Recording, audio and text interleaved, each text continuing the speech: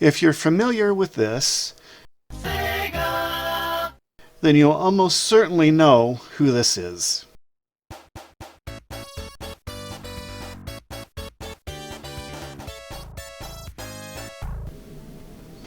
Sonic the Hedgehog was originally released in 1991 for the Sega Genesis gaming system, and it is actually credited, at least in part, to the runaway success of that system.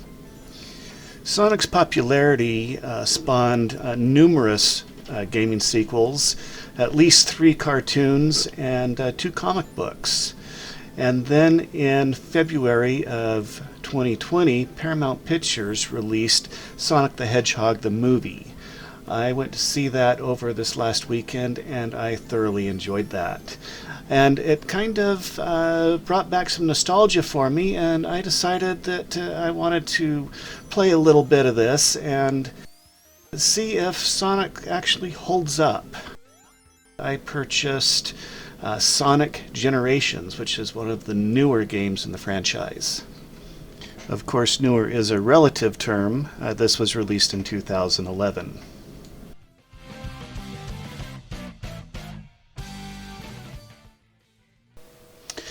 And I have really enjoyed playing this. It's been a nice break from some of the other games that I've been playing. There's a certain purity to the simplicity of the goal of just getting from one end of the level to the other. There's no drama, there's no angst, there's no heart-wrenching decisions to make. You just run and jump and avoid obstacles and just go. And I am really enjoying that aspect of it. There is a story that goes behind the game, but that does not detract from the gameplay at all. In fact, you can completely ignore it because it has really no effect on the actual gameplay. What sets this game apart from the other Sonic games is that it actually allows you to play with both the modern or contemporary Sonic as well as the retro Sonic. And in fact, you have to pass each level with both Sonics to be able to advance in the game. The levels feel very similar no matter which Sonic you decide to play. Green Hills is still Green Hills, regardless of whether you're playing with the modern Sonic or the retro Sonic. The difference is with the modern Sonic, the levels are much more 3D, over the shoulder, a lot of over the shoulder running and moving around objects and such. Well, with retro Sonic, the levels are more of the traditional 2D platformer. And so there's a lot of variety, and it helps to keep your interest in the game. I found the boss fights to be challenging, but not impossible, not as frustrating as some of the others that I've played.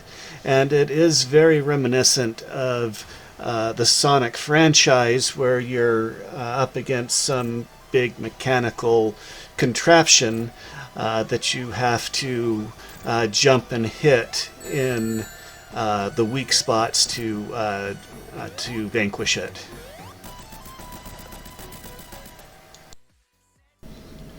The graphics are crisp and clear with a lot of bright colors, and the animations run smoothly.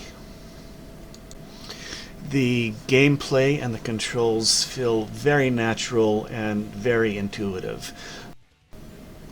They've done a really good job of capturing the speed and the flow that allows you to maintain that speed that make the Sonic game so much fun to play.